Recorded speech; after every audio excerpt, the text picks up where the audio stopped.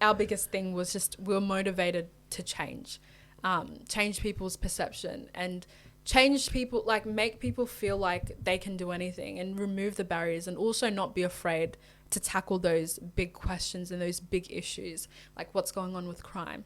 You know, why are so many of our young people being locked up? Why are so many of our young people being killed by each other? What is this hatred that's going on? Why is there so much disunity in the African community? And looking specifically into this South Sudanese community, but also the broader African community at large as well.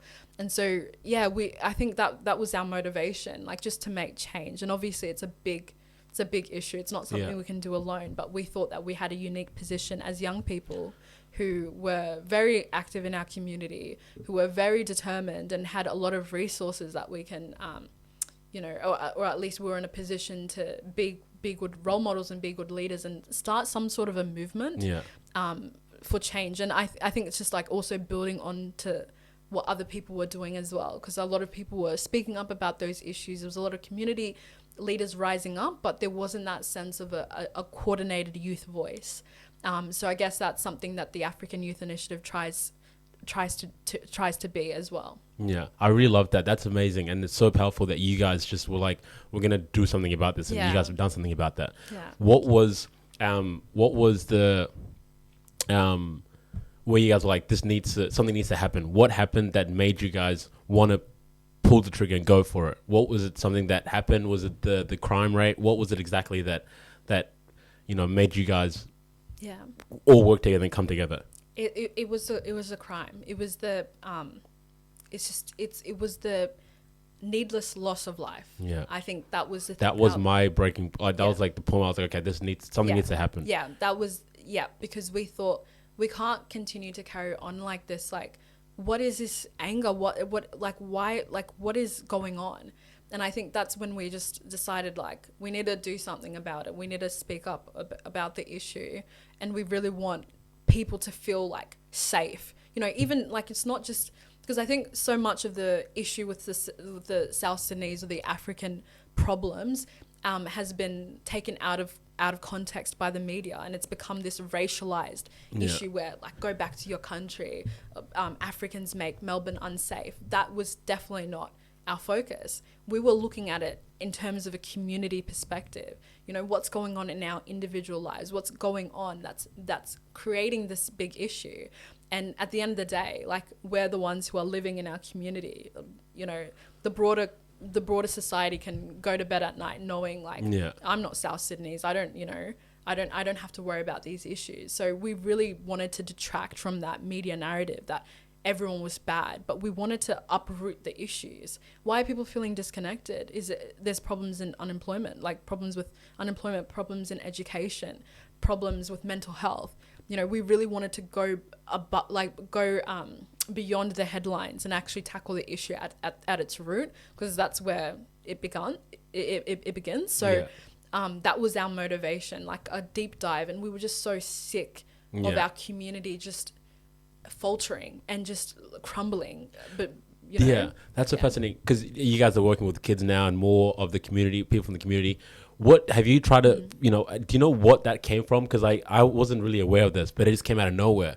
With you working with the kids, have you kind of, what have you gotten from them? Is it that they're lost? Do you know why that's happening? Yeah, I think, like I said briefly before about the issues with unemployment, the issues with education, poverty, like socioeconomic disadvantage and stuff. I think all of that there's not really a one issue that kind of fits all. Yeah. But I think it's a lot of people feeling disconnected from their purpose. That's something that we feel as an organization, we really want to inspire a sense of purpose, a sense of identity. I think a lot of people, and we know as Africans coming to this country, what we experience and who we become is quite different from our parents. So we kind of have a lot of different values, we have a lot of different interests, we have a lot of different ambitions. Culture can kind of weigh us down, culture can bring us up. So we're navigating a lot.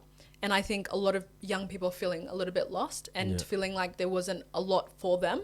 So I think that's why we saw a lot of people just, switching off and doing things that shouldn't be doing. Yeah, I feel like this all happened when that whole Apex thing. I spoke to one of the other guests about it, and so that happened around like 2016, 2017. Yeah. And I think what happened was when they were, portraying our people in the media and saying this and that.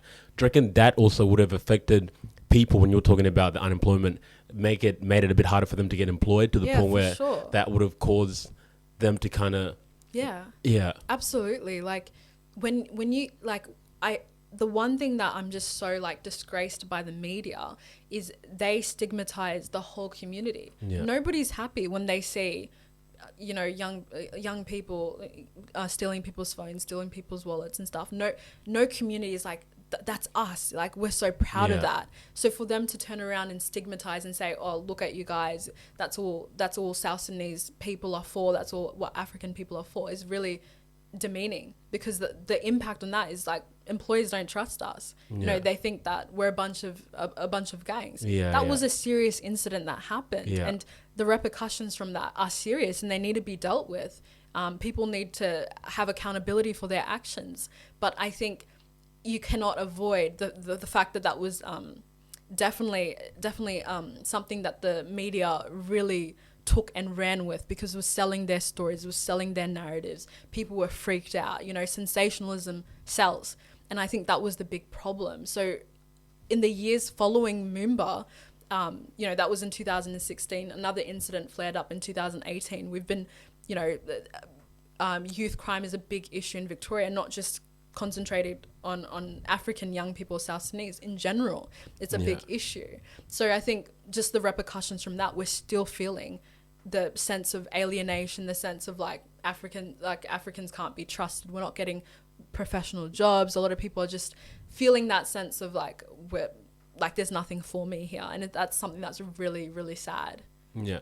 How did you feel around that time when this all started and how it is now?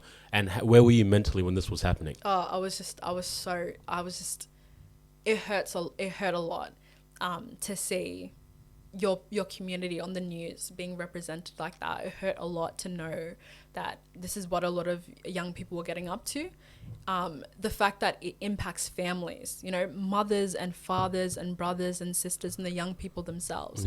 You feel, when you're part of a community, you feel that collective anguish. So it wasn't easy, and going to school and hearing people say, oh, gang, Apex, and thinking it was like the funniest thing in the world, when it's actually something that's quite hurtful to you, because you understand that the community is undergoing a lot of issues. At first I was really reactive and thinking like, what is wrong with these people? We need to be grateful for our opportunities, and that's absolutely right. But I think that kind of I didn't actually take the time to think deeply about what were the issues that were affecting us, because so many people were affected by the Apex thing. So many young people were getting disconnected, dropping out of school and getting involved in crime.